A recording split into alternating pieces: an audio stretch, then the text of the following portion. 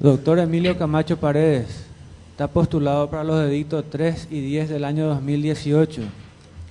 Tiene 60 años de edad, nació el 30 de agosto de 1957. Es egresado a la Universidad Católica Nuestra Señora de la Asunción, doctor en Ciencias Jurídicas con la tesis doctoral El estado de excepción en el constitucionalismo iberoamericano. Es especialista en Derecho Constitucional y Ciencias Políticas. Funciones que ha desempeñado: ejerció la profesión por 36 años, fue senador nacional de la República de Paraguay en el periodo 2003-2008, subcontralor en el periodo de 1995 al 2000, convencional constituyente en el año 1992. Ejerció la docencia en la Universidad Nacional de Asunción, en la Universidad Católica de Asunción, en la Escuela Judicial. Tiene publicaciones, disertaciones y exposiciones. Doctor Camacho tiene 10 minutos para referirse sobre los ejes temáticos. El funcionario Ignacio le va a estar indicando a medida que pasa el tiempo con la tarjeta amarilla y una tarjeta roja. Correcto. Adelante, doctor. Muy buenos días, señores consejeros, buenos días. Nos ceñiremos a las preguntas que nos fueron remitidas en homenaje a la brevedad y la precisión de esta disertación. Sobre el rol del Poder Judicial en un Estado social de derecho, hay que señalar que el concepto y funcionamiento mismo de la Administración de Justicia debe reelaborarse desde las exigencias del Estado social de derecho consagrado en el artículo 1 de nuestra Constitución. De ahí que la Administración de Justicia, como poder político del Estado que es, juega un papel fundamental para consolidar a las instituciones y contribuir así para el desarrollo democrático, para la calidad de nuestra democracia. Mucho se habla de la necesidad de construir y consolidar la independencia de los magistrados, pero también hay que hablar y mucho sobre el derecho constitucional de acceso a la justicia. La tutela judicial efectiva es una asignatura pendiente que la ciudadanía percibe claramente. Esta garantía que está en la Constitución se rehúye o se esquiva a través incluso de muchas resoluciones de la Corte Suprema, que establece, por ejemplo, para recibir al profesional tiene que estar el abogado de la contraparte. Obviamente un abogado de la contraparte jamás te va a acompañar. Entonces ocurre la arbitrariedad más sufriente para el profesional del foro. El juez recibe al que quiere y al que no quiere no recibe. Recibe al que llama por teléfono o que tiene fuerza o contacto. Y si no te quiere recibir, exige, invoca el artículo 21 que tiene que estar presente el abogado de la contraparte. Es decir, nuestra Constitución en su preámbulo habla de la dignidad humana. Y eso está directamente vinculado a cómo accede el ciudadano al auxilio de la justicia. También quiero señalar que la tutela judicial efectiva, el acceso a la justicia, garantizado en el artículo 45 de la Constitución, cuando habla claramente, nítidamente, de la igualdad para el acceso a la justicia, a cuyo efecto, dice nuestra ley fundamental, allanará los obstáculos que la impidiesen. Y esto se vincula directamente con lo que la Constitución concibe las garantías, comillas, para hacer efectivos los derechos consagrados en esta Constitución, se establecen las garantías contenidas en este capítulo, las cuales serán reglamentadas por la ley. Eso es una clara deficiencia de nuestro sistema de justicia que la gente percibe. Se ha olvidado, por ejemplo, que el Código de Organización Judicial dice que el magistrado atiende en su sala de audiencia y público despacho, textualmente dice, en su sala de audiencia y público despacho. Esa es una norma que no se cumple, no se cumple. También tenemos que decir que la ciudadanía percibe, y con razón, que la justicia no funciona correctamente, que se ha inficionado la corrupción, el tráfico de influencia, la ineficiencia, la lentitud y la morosidad judicial. El combate a la corrupción juega un papel fundamental para asegurar la calidad democrática y recuperar la confianza de la ciudadanía. ¿Puede una democracia funcionar con alto grado de corrupción? Y funciona, está demostrado. ¿Puede una democracia funcionar con una administración de justicia deficiente, sometida al poder político o que selecciona a quienes atender y a quienes no atender, puede funcionar. Pero esa no es la justicia que busca nuestra Constitución en su artículo 1, 2 y 3, donde claramente se resalta el carácter social de nuestra Constitución. De ahí que esta lucha contra la corrupción requiere acción y signos. La gente debe enterarse que hay un combate a la corrupción dentro del Poder Judicial. La gente debe enterarse, porque en una democracia la legitimidad se gana a pulso. No se gana solamente con resolución o discursos. La legitimidad se gana a pulso diariamente en el ejercicio de la función judicial en este caso. Nunca hay que olvidar, señores, que la soberanía reside en el pueblo. Esa no es una disposición suplementaria o accidental de la Constitución. La soberanía reside en el pueblo que se ejerce conforme a la Constitución y las leyes, dice, según el artículo 2 de nuestra Constitución. Y acá es donde aparece algo que quiero señalar especialmente. También esa soberanía, ese acceso a la justicia, esa protección se ve hundida, postergada por el ritualismo procesal. Cuando resoluciones judiciales utilizan el Código Procesal exactamente para el revés de sus fines. El Código Procesal, lo dice el mismo Código, está para la realización de los derechos, para la realización de la Constitución. Y resulta que el Código Procesal se utiliza a veces para retardar la justicia, para rechazar la tutela judicial o la pronta justicia, ¿no? Ahí es donde se observa una deficiencia en el trabajo de la Superintendencia de Justicia. Entre los años, recuerdo exactamente, 95-96, la Corte Suprema avanzó muchísimo, con 5 o 6 fallos, con voto de Lescano Claude, Paciello y Zapena, donde definían perfectamente lo que es el ritualismo procesal. Cuando invocando disposiciones del Código Procesal Civil, el magistrado rehúye estudiar el fondo del derecho, la cédula voladora. Una notificación se pega por una puerta, se larga el acta, al día siguiente y te liquidan pleitos enteros así. Según esos fallos de la Corte Suprema, hoy olvidados o hoy no utilizados, eso era imposible. Esos votos dicen claramente que el juez tiene la obligación de hurgar y buscar la verdad en el proceso, que se contrapone con ese frío concepto que solo lo que está en el expediente existe. No, la Constitución tiene principios, tiene metas, tiene fines. Y recuerdo exactamente, fue un voto del año 96, donde anuló la Corte un fallo porque invocando el ritualismo procesal evitó investigar realmente la causa. Por lo tanto, el ritualismo procesal es algo que también la gente percibe, tal vez no con el tecnicismo, el nombre que tiene, pero la gente percibe que invocando cuestiones procesales no se castiga la corrupción o se permite la realización de grandes injusticias. En ese sentido, considero yo que la atención a los profesionales en cuanto operadores de justicia que son, el buen trato al abogado y a los particulares en los juicios es una obligación constitucional casi olvidada, o por lo menos no olvidada, postergada. Y nuevamente hay que ir a las grandes legislaciones que se hicieron cuando en el Paraguay existía una Comisión Nacional de Codificación. El Código Procesal Civil y el Código de Organización Judicial dicen claramente que el abogado requiere el mismo trato que el magistrado judicial. Cualquier abogado que hace pasillo sabe que eso en la práctica es una gran mentira. Todos sabemos que una audiencia, un juicio, viene el tribunal, están los 3 jueces, los 2 titulares, viene un suplente, no puede seguir, se suspende. 6, 7, 8 veces. Y el abogado sabe que si reclama, va a tener como resultado la pérdida del juicio. Por lo tanto, tenemos normas procesales, ¿verdad? El magistrado, por ley, por imperio, debe recibir el mismo trato que los magistrados judiciales. Ahí queremos referirnos brevemente al papel que juega también la independencia del Poder Judicial y su autarquía presupuestaria. Si por autarquía entendemos la capacidad de un órgano público de administrar sus propios recursos, y bueno, eso es fundamental. Sin autarquía es imposible conseguir siquiera una esperanza de independencia judicial. Pero hay que recordar lo mismo con respecto al ritualismo procesal.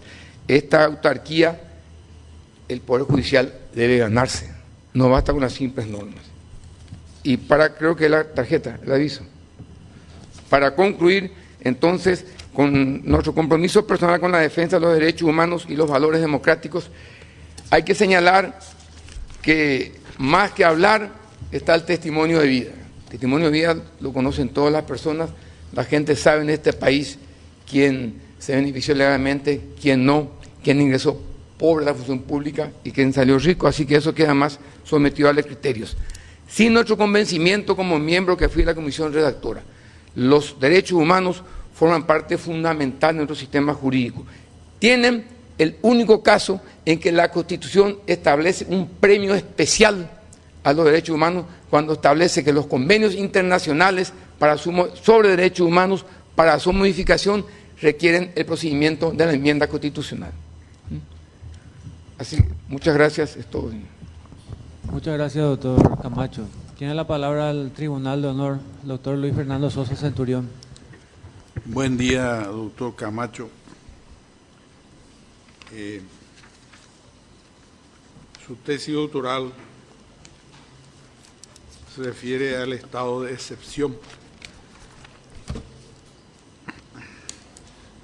Indudablemente, usted tiene un doctorado de la Complutense, porque nuestra Constitución habla de objeción de conciencia. Ello nos lleva a reflexionar que y es oportuno aprovechar su presencia para que, al llegar a la Corte Suprema de Justicia, usted pueda definir con sus votos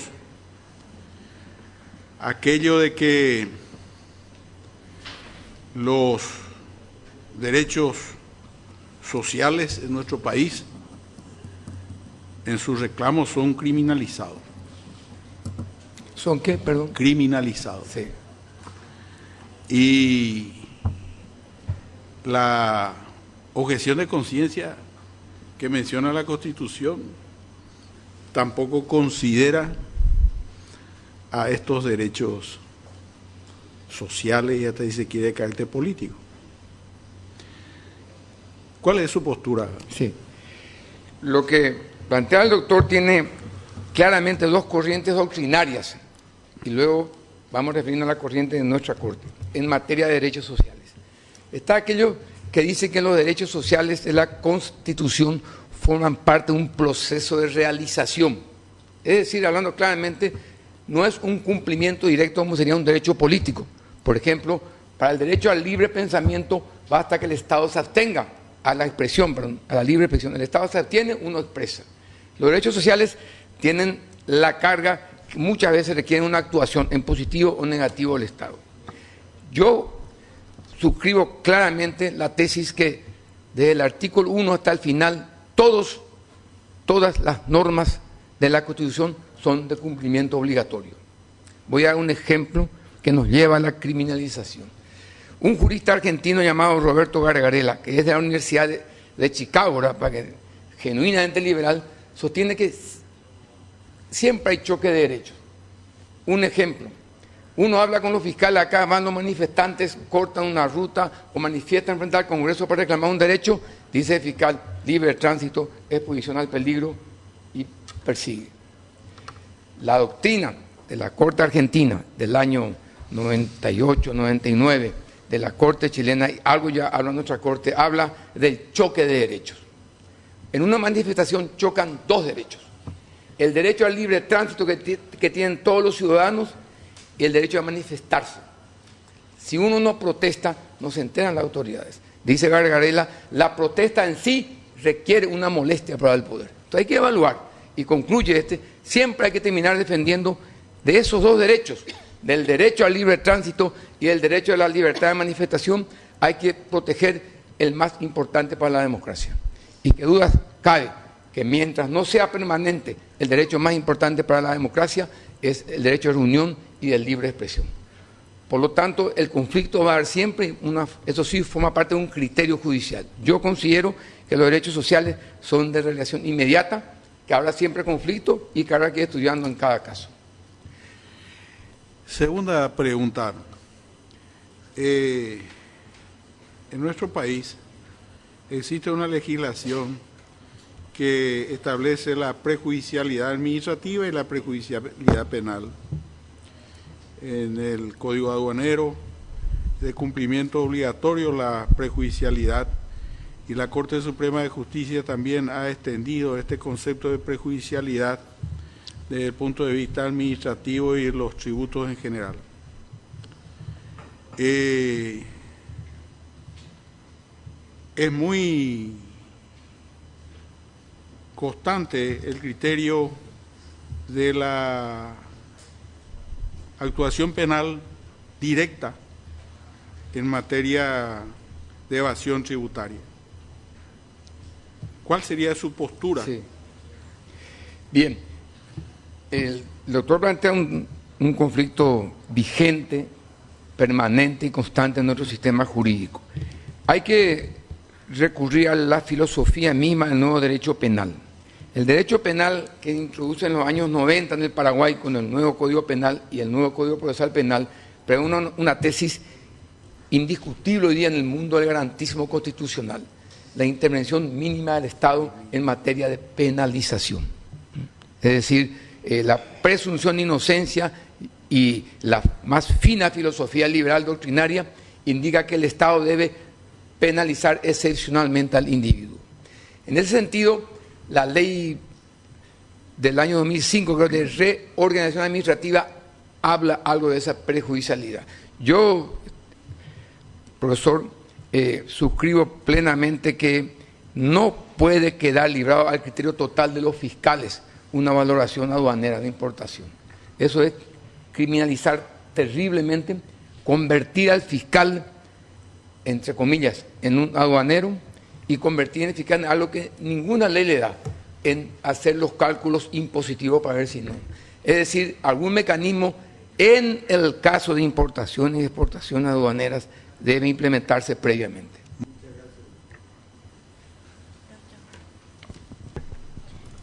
Buenos días.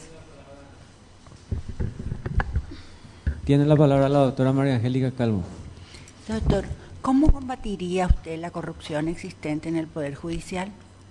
Sí, la corrupción en el Poder Judicial debe ser combatida directamente, no con planes, no con proyectos. El superintendente de cada jurisdicción debe dedicar un tiempo enorme a la corrupción judicial.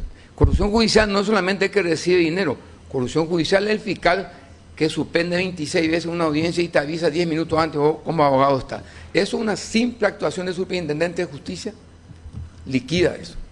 En segundo lugar, cuando yo fui subcontralor en una charla del Contralor de Costa Rica, discutíamos esto, combatir algo que no tiene solución, que no hay ingeniería legal en el mundo que resuelva. La honestidad es un valor personal, eso no se tasa, no se reglamenta. El ministro de la Corte debe predicar la austeridad republicana y practicar, y salir de su despacho, hablando de tutela judicial efectiva.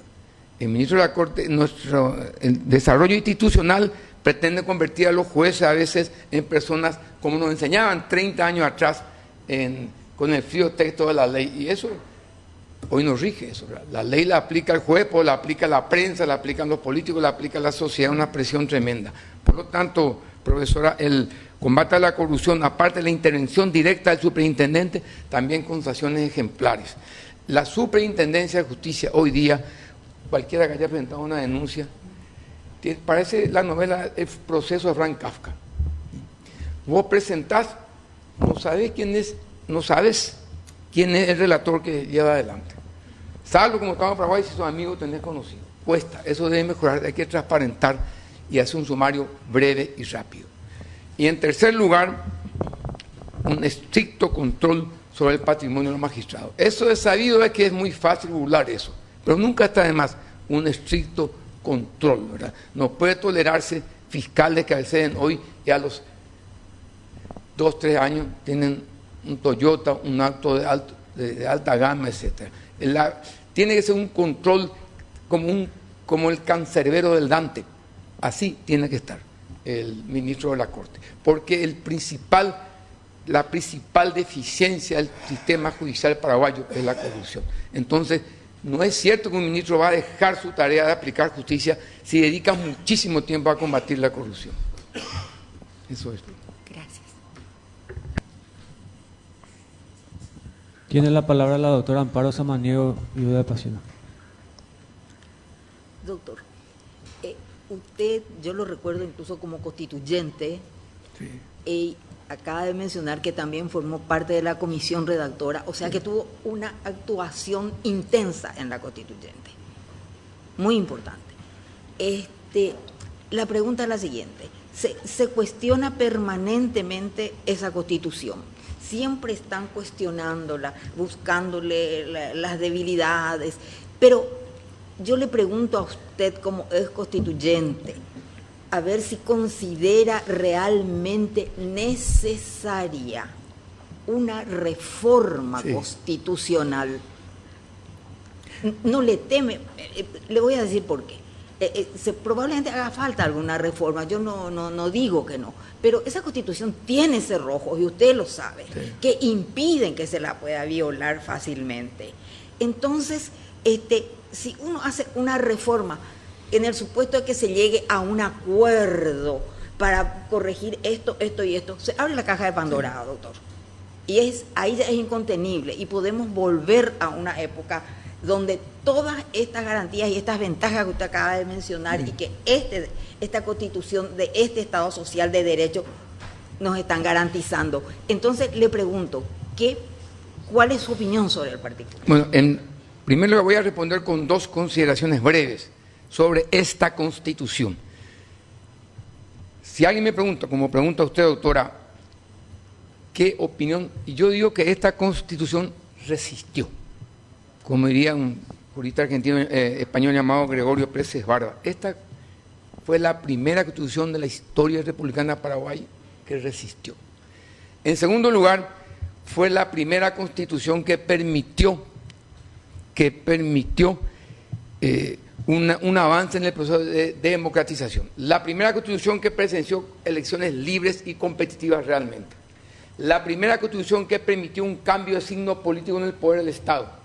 Y la primera Constitución que sobrevivió a estado de excepción, incluso, porque hubo estado de excepción en estos 20 y pico años. Es decir, en términos de defensa de la democracia, esta Constitución, creo yo, cumplió sobradamente. Y algo muy importante, aunque haya corrupción, desgaste y desprestigio, esta Constitución permitió por primera vez en 146 años un poder judicial plural, un consejo plural. Era imposible imaginar eso en el anterior sistema, un órgano de rango constitucional con diversidad política, y hay que decirlo, lo mismo el Poder Judicial. Sin embargo, yo creo que los reclamos de la sociedad sobre una reforma es una realidad indiscutible.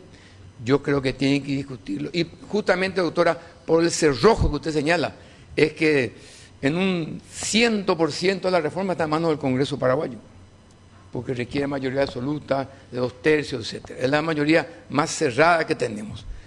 Y yo creo que, así como resistió, como toda obra humana, llegó el momento de discutir realmente la Constitución con este breve matiz.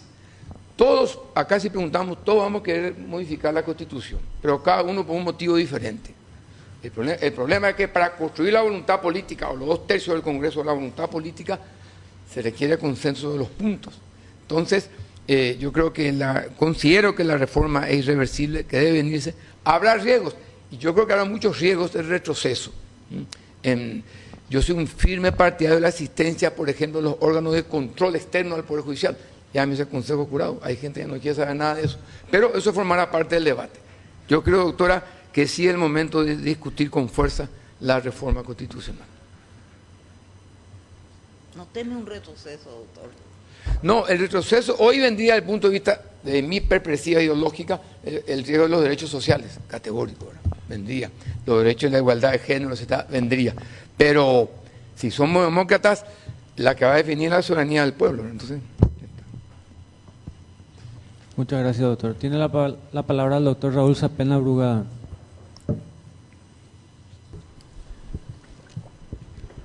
Profesor Camacho, todo el mundo en este país interpreta la Constitución. Posiblemente haya 7 millones de constitucionalistas. Y todo el mundo cree que con el principio de legalidad del derecho administrativo y otro concepto más de que a diferencia de lo civil en lo público, lo que no está previsto, en fin. Si se encontrara para la gente un artículo y una palabra que resolviera un asunto, esa sería la solución más constitucional. ¿Cuál es su opinión? Hay un concepto que se llama bloque de constitucionalidad, sí, que usted debe conocer, y me gustaría que nos explique cómo se utiliza. ¿Cómo no? Bueno, en primer lugar hay que decir claramente que nuestra Constitución tiene varios artículos donde dice expresamente quiénes interpretan y aplican la Constitución. No solo la Corte. El inciso 1 del artículo 202 establece que el Congreso legisla interpretando la Constitución. Es otra cosa. El Poder Ejecutivo al dictar decretos. El tema de la interpretación de la Corte Suprema de Justicia tiene fuerza e imperio en la materia de controversia sometido a su conocimiento. Ahí no hay duda, la Corte es el órgano encargado de interpretar y aplicar la Constitución. Pero en materia de controversia, que es la pena. Porque nuestro sistema, estimado profesor, es de integración plural. Los 3 poderes construyen para eso. En el debate en la Constituyente, el doctor Pacielo planteó este problema y propuso crear el Tribunal Constitucional. Porque cuando se discutía si se daba o no el erga omnes, etcétera, a la Corte, se decidió un artículo, aunque otros digan lo contrario hoy, para el caso concreto de la Sala Constitucional. Pacielo planteaba crear un Tribunal Constitucional que resuelva ese tema. No se creó el Tribunal Constitucional, por eso tenemos esos conflictos. Concluyo con 2 frases, en mi opinión, muy claras. Cuando hay controversia sometida al Poder Judicial, el órgano soberano es la Corte Suprema de Justicia. Pero también hay que decir en honor a la verdad, porque el derecho tiene que ser verdad. La mayor parte de las causas de juicio político a los ministros de la Corte fueron cuando problemas políticos fueron trasladados a la Corte Suprema de Justicia. Cuando la clase política no lo va a resolver, traslada eso arrastra a la Corte. Por lo tanto, no hay vacío constitucional. En materia de controversia resuelve la Corte. Pero hay que decirlo, que también los poderes interpretan y aplican la Constitución. Dígame una cosa, usted aplica con los métodos más correctos el derecho constitucional y después de llegar a una conclusión impecable se da cuenta que viola la dignidad humana, sí, que está entre los principios. ¿Cómo hace usted? Y hay que aplicar la dignidad humana. El problema, doctor, que eso lleva a lo que se conoce en doctrina como el activismo judicial.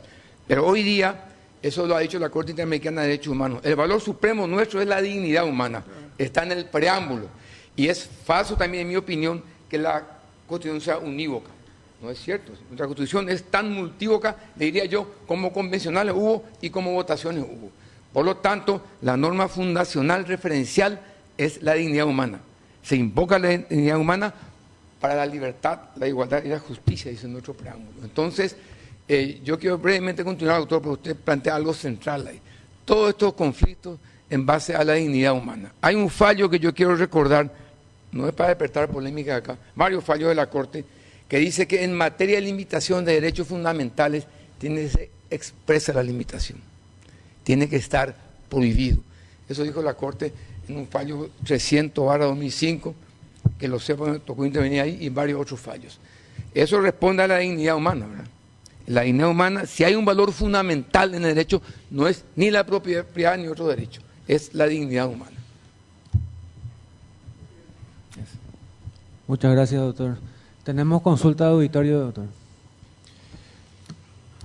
Consulta, ¿qué piensa de la senaduría vitalicia, teniendo en cuenta los casos recientes de Nicanor Duarte Frutos, Horacio Cartes y Fernando Lugo?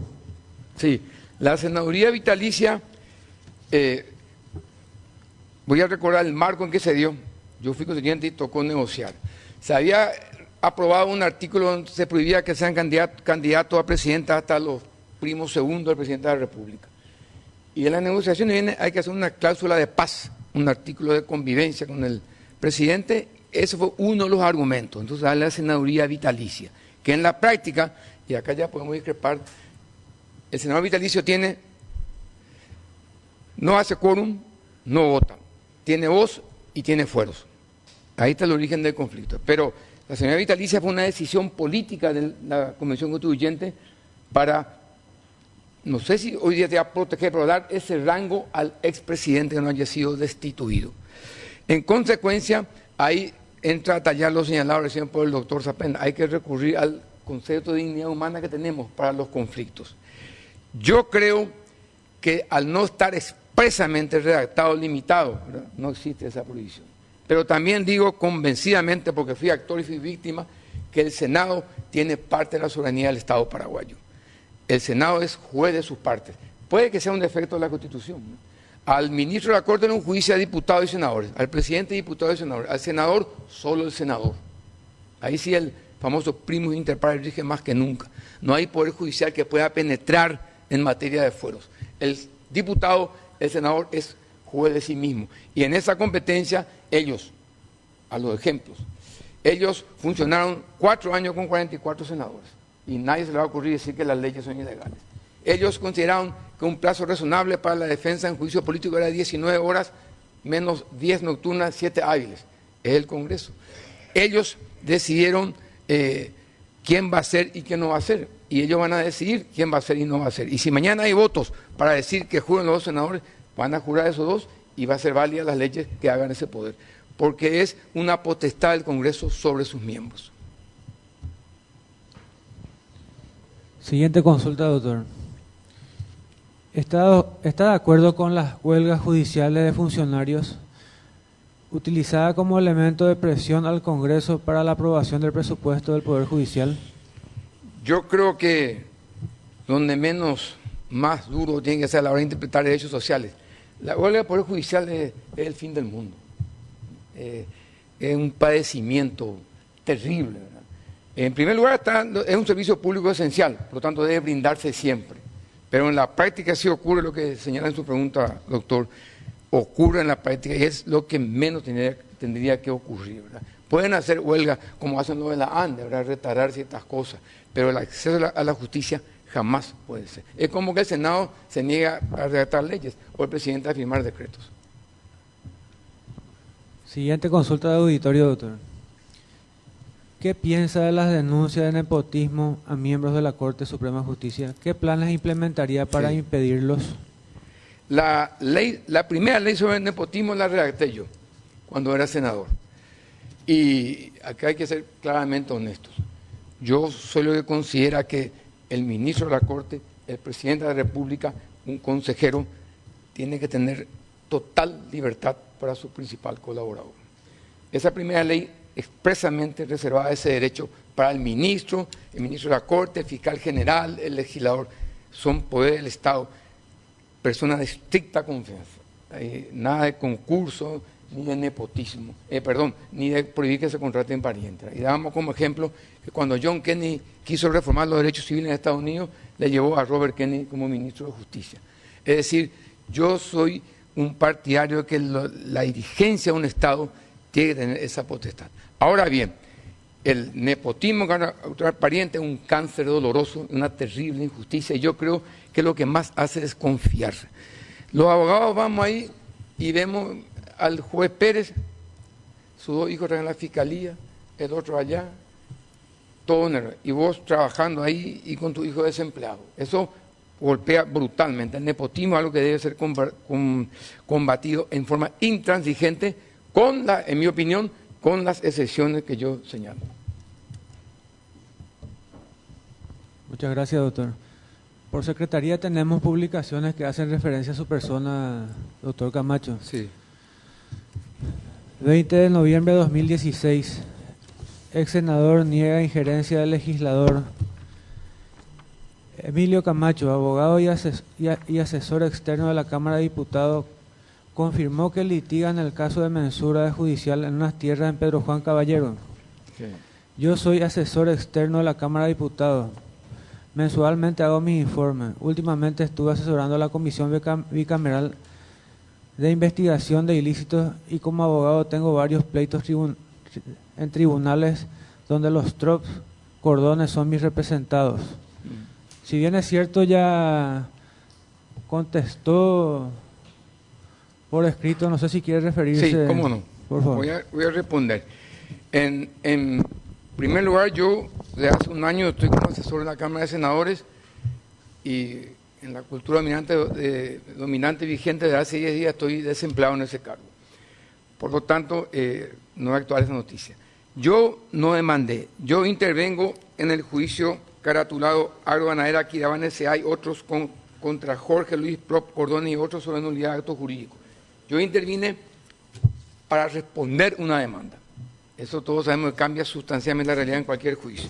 En segundo lugar, la publicación hace referencia al conflicto real. Es un conflicto de más de 30 años. Mi contraparte, la doctora Arcides Cabral, y tenemos recorte periodístico para entregar, es un pleito muy grande, pero Juan Caballero es esposa de un narcotraficante conocido, prófugo de la Policía Federal.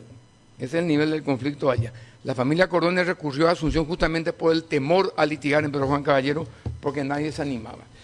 El diputado en ese entonces, senador Ramírez, y es mi amigo de hace más de 15 años, yo considero que es mi amigo. Por lo tanto, eso es verdad. Yo intervengo ahí con el doctor Carlos Galeano, que fue que concurrió para responder la demanda de nulidad de actos jurídicos. Es toda nuestra intervención, es un proceso judicial. Mi contraparte litiga con el escándalo, ¿verdad? Y en la denuncia pública por dar nombre es el doctor Felino Amarilla que cuestiona. Yo intervengo con poder, conforme lo dice el Código Procesal Judicial, con matrícula habilitada por la Corte para ejercer y litigo en ese pleito. Muchas gracias, doctor.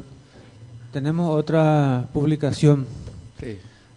Durante la presidencia de Fernando Lugo, el INDER, bajo la administración del doctor Emilio Camacho, regaló el título de propiedad de un lote de 4.000 hectáreas en el Chaco al coronel Estanislao Leme Jiménez, ex jefe del regimiento escolta presidencial, involucrado en otros presuntos negociados. Sí. No sé si puede referirse, por favor. Y noticia falsa. Yo fui interventor 3 meses. La primera resolución que dicté fue que antes de intervención no se vendía un solo inmueble. En mi intervención no hubo una sola venta de inmueble. Esa denuncia refiere a algo muy diferente a la solicitud de copia de un título ya emitido por el INDER. Y en el Chaco y en todo el Paraguay en mi gestión no se vendió un solo inmueble. En segundo lugar, yo estuve 4 meses y tuve como 16 periodísticas en contra. Todas denunciadas ante la Fiscalía, ni una sola imputación. Presenté mi explicación a más 6, 7 fiscales. Con la fuerte carga política que tiene nuestro país de persecución, no hubo una sola imputación. Como en 35 años de función pública, fui subcontralor, fui senador, fui interventor y asesor jurídico de la presidencia, no tengo una sola denuncia fiscal. Muchas gracias, doctor. Tienen la palabra los miembros del Consejo de la Magistratura. El doctor Adrián Salas, coronel. Perdón, el senador Juan Bartolomé Ramírez.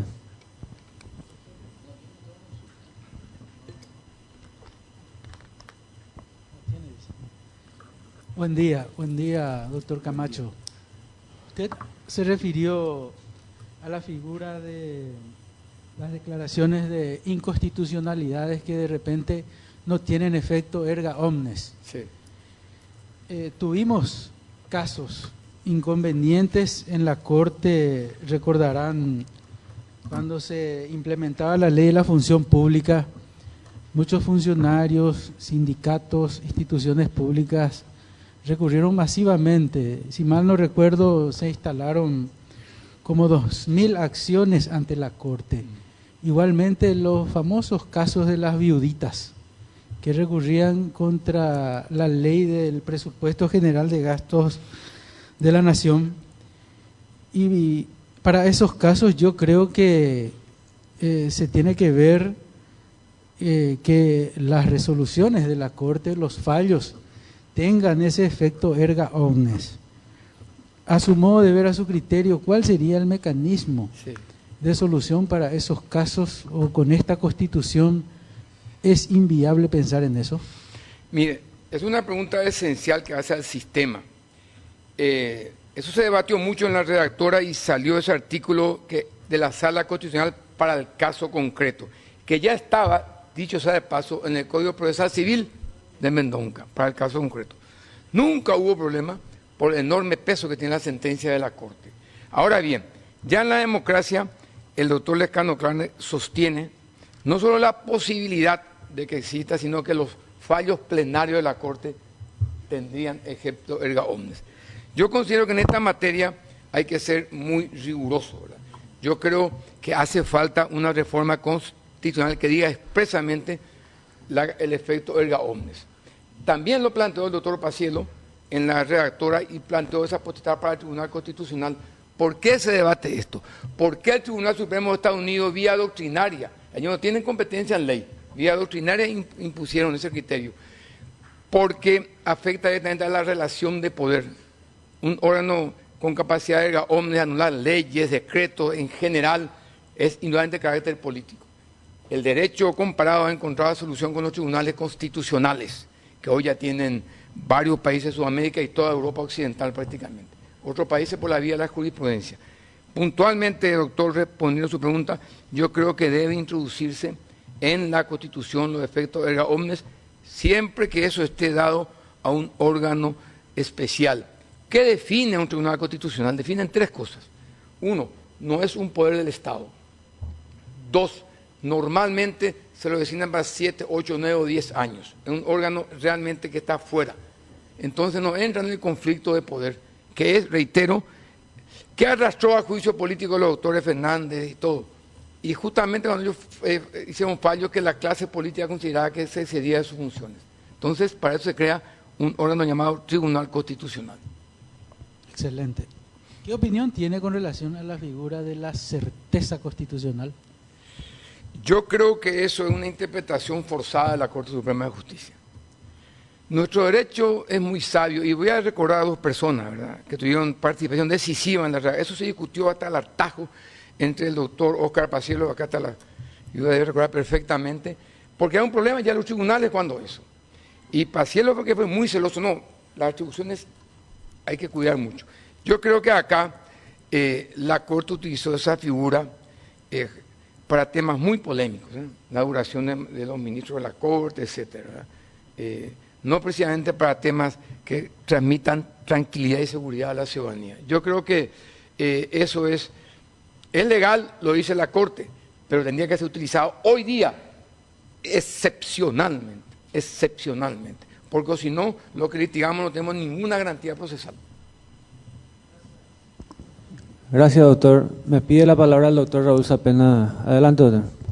Sí, no es para preguntarle a usted, como fui protagonista, quiero decirles que hay ciertas creaciones jurisprudenciales que se llaman pretorianas. Ustedes recuerdan, la guardia pretoriana era la propia del emperador, ¿verdad? Cuando hay que hacerlo. Y yo nunca me había hecho, digamos, aprobado nada parecido. Y no aprobé la erga omnes. Sin embargo, al poco tiempo, con el nuevo código procesal, empezaron a caducar, debían terminarse todos los juicios de la antigua, del código antiguo, todos los procesos antiguos. Y no había otra solución, y toda la prensa y todo que había atacado en contra ¿verdad? Empezaron a presionar a favor, no, algo hay que hacer, ¿verdad? Y tuve que hacer, o sea, pero digo, tuve que adherirme a esa jurisprudencia porque no había otra solución, no había. Y hay esas, digamos, eso es lo mismo que lo de la certeza constitucional, ¿qué se distingue, en qué se diferencia la certeza constitucional de violar la prohibición de hacer fuera de un caso contencioso, ¿verdad? O sea, no es un órgano de emitir opinión, ¿verdad? Pero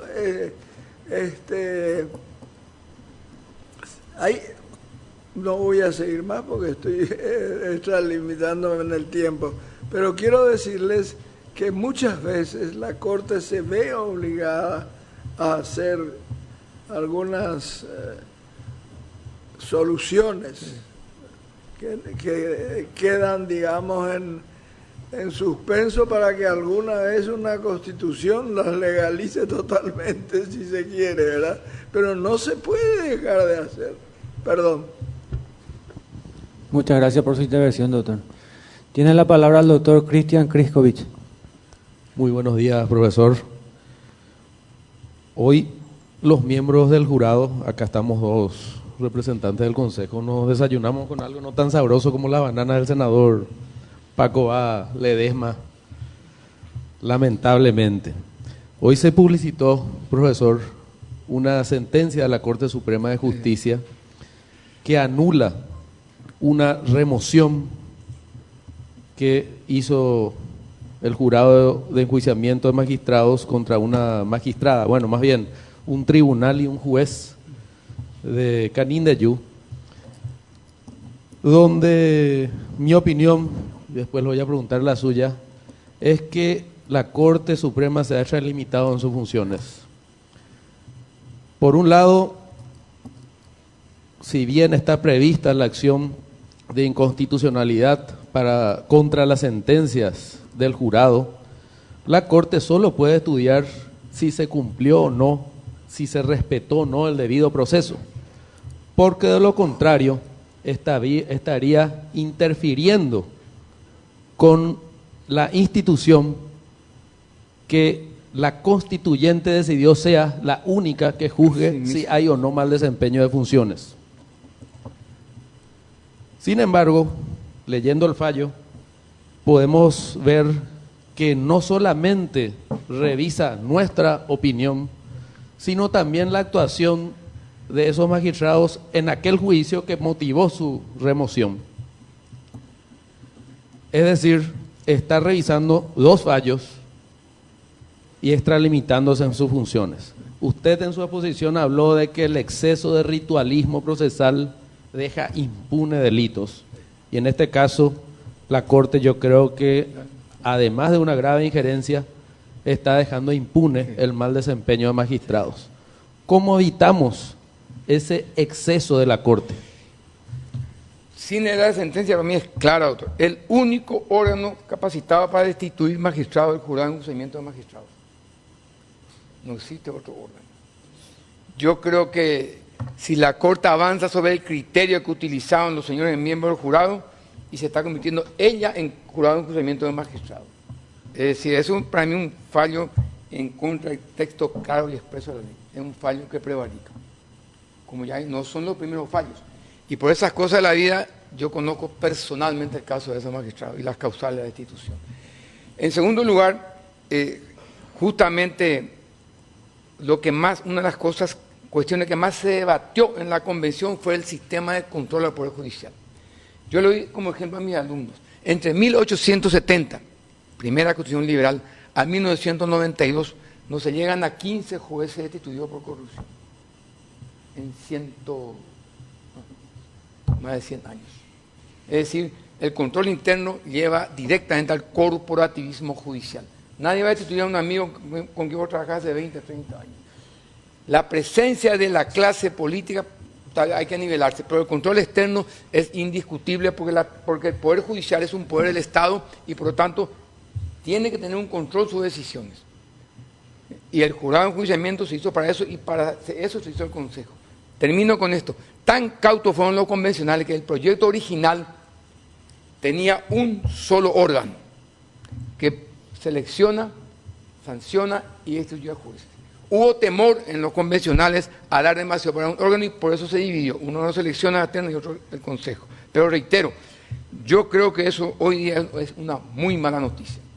Yo creo que si el jurado no emerge con firmeza en defensa de sus atribuciones, vamos a tener una corte, jurado de enjuiciamiento, y el abogado, el magistrado enjuiciado ya no tendrá que litigar acá, sino hacer lobby en la Corte Suprema de Justicia. Porque si, como señala usted, doctor, pues yo no leí, que fue incluso sobre los criterios de los señores, eso sí es abiertamente inconstitucional.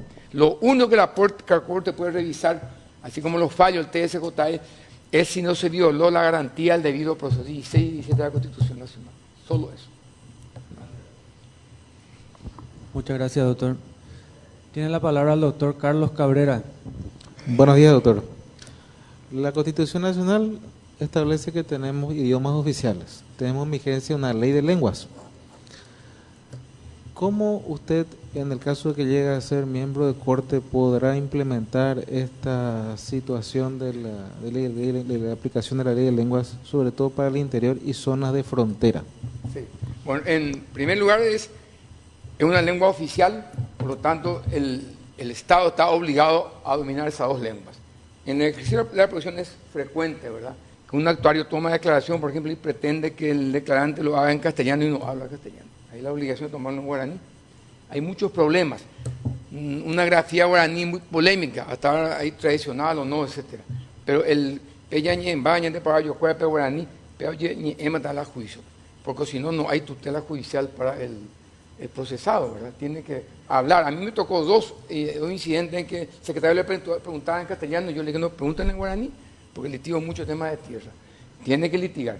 Y eso es la práctica, no el reglamento, ¿verdad? Porque no tenemos cuál es quién habla guaraní realmente. Está yo para citar. Pero debe garantizarse que el abogado o el procesado o el declarante que absuelve, si quiere expresar en guaraní, se expresa en guaraní. No hay solución, entonces es complejo porque el guaraní mismo es muy polémico, ¿verdad? ¿Cuál es el guaraní? Yo para que hablamos casi todo, o el guaraní que hablan lo de la Academia Guaraní, que yo creo no habla nadie, ¿verdad? Yo tengo un hijo de 15 años, tengo 12 años, guaraní no sabe hablar. Entonces, la cultura, el derecho vivo, como dice un jurista español, el derecho vivo, el derecho es vida, es cotidianidad. Todo podemos hacer perfectamente sin burocracia, presenciar una declaración en guaraní y obligar a que se haga. Muchas gracias, doctor.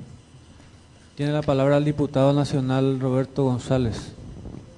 Muy buenos días para todos, doctor Emilio Camacho. A la pregunta de la doctora María Angélica Calvo, de que si qué usted haría llegado a la Corte para luchar contra la corrupción imperante. Usted dijo, admitió de que hay corrupción, de que hay desprestigio, de que hay desprecio de la sociedad hacia esta administración de justicia. Y que para usted lo fundamental sería la superintendencia en las circunscripciones, más presencia de los ministros de Corte en las circunscripciones, ir en el terreno, ir a los juzgados de paz, a la fiscalía, a los juzgados y buscarle a los corruptos. Y mientras que hacemos de la Corte tan corrupta, ¿quién se convierte en su superintendente?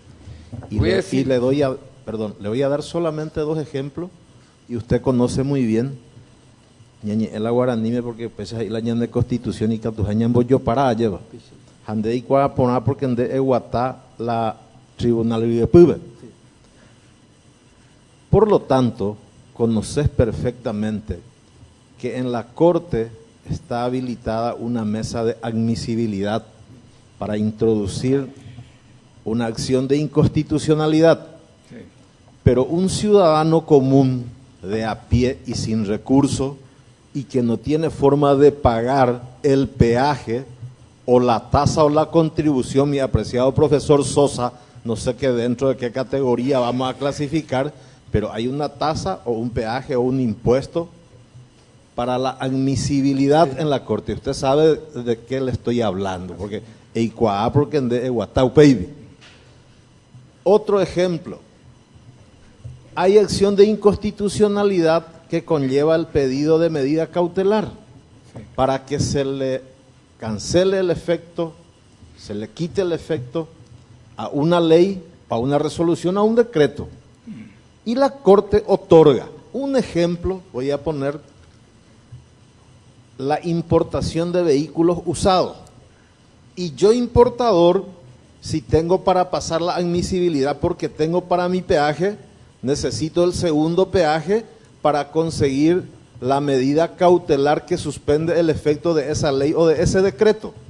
Y con esa suspensión de la medida cautelar, yo paso 10, 15, 20 años. Y luego este colega importador, que tiene también para pagar la tasa en la admisibilidad y la otra tasa para conseguir la medida cautelar, 100 importadores de vehículos usados conseguimos la medida cautelar, liquidamos el efecto del cuerpo legal que atacamos y la Corte nunca se ocupa de resolver el fondo de la cuestión, porque la medida cautelar otorgada tiene el efecto de una sentencia definitiva.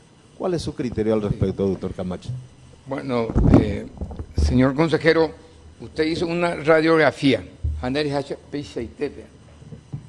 La medida cautelar están tasadas. Un dato, cuando vos presentás una cautelar, antes lo hacía un solo ministro, recurre 3 firmas. Pero ni Dios sabe quién tiene la segunda firma o la tercera firma. Ni Dios, salvo que vos tengas influencia. Si está para la segunda, autor, te dicen ahí no entendí. Y eso ya sabe qué significa. Te va 20 días después, está para la segunda, autor. Y eso la Corte tiene que sesionar públicamente. Te va 3 meses después, está para la segunda firma. Pero yo, sí, en mi caso, responsablemente, pero yo hablé con el ministro, salió ese día, una medida simple, una revocación, un juicio, estaba para la segunda firma. Y eso no tiene solución, es la honestidad. Se puede combatir con una sesión pública, ¿verdad? Que sesionen públicamente. Con los efectos, las resoluciones judiciales, la sola presentación suspenden los efectos, pero lo que señala el diputado se da a plenitud con decretos, leyes, etcétera. Y es un calvario, es un vía crucis. La mesa de admisibilidad no figura en el Código Procesal Civil y tampoco figura en la Ley 609, que yo sepa. Hay una acordada, creo que habla. Pero, ¿cómo admisibilidad si la que tiene que emitir es la Corte? Entonces, es un problema indiscutible. Yo hoy, a ese problema concreto, no tengo la solución. Lo único que veo es que sesionen públicamente para las medidas que se puede hacer, como sesiona diputados o senadores hoy. Pero eso ocurre. En segundo lugar, ahí también hay que decir algo, no en favor de la Corte. El problema ocurre a veces en el caso de las jubilaciones, etcétera. Hay resoluciones que la Corte da masivamente, respetando el no aplicar el erga omnes. Entonces, la mínima solución para todo con medidas cautelares, ¿verdad? Y ahí sí hay que tener en cuenta algo. Yo creo que ningún combate a la corrupción, ningún combate a la morosidad judicial tiene que afectar la garantía constitucional. Yo creo que el artículo 131 a 136 de la Constitución debe ser protegida, porque peor va a ser el daño que porque hay corrupción, porque hay delito, lo que sea, la Corte te niegue ese auxilio último es vía una habeas corpus, una habeas data, vía una acción, etcétera. El otro tema, el diputado señaló cuestiones muy puntuales, ¿verdad? Y combatir, olvidar algo muy importante para combatir la corrupción. El principal papel lo tiene el jurado de enjuiciamiento de magistrados, ¿verdad? Claro. Es lo que señaló el presidente, recordé. Vea, como dijo el diputado Ndaja Eyapu, y solamente el jurado. ¿Por qué? Porque el jurado es un órgano jurídico político, porque tiene políticos dentro, que muchos maldigan eso, porque tiene abogados que sufren el padecimiento de afuera. El abogado de tribunales sabe exactamente lo que usted escribió, diputado, eso es. Por lo menos el representante del abogado que está en el jurado, que lleva al jurado vía consejo, está en el consejo, sabe eso. Eso solamente el conocimiento de la praxis jurídica ayuda a combatir. Y ahí yo concluyo con esto, hablando de reforma, creo que si algún órgano hay que conservar es el jurado como órgano de control externo del Poder Judicial. Discutamos su integración, pero si suprime eso que usted señala, diputado, directamente no va a tener la menor solución. Hasta ahí lo que anoté, señaló varios puntos, no sé si olvidé algo concreto. Vale. Muchas gracias, doctor. Con esto damos por terminada su participación. Muchas gracias. Pues, Gracias, muy gracias. amable.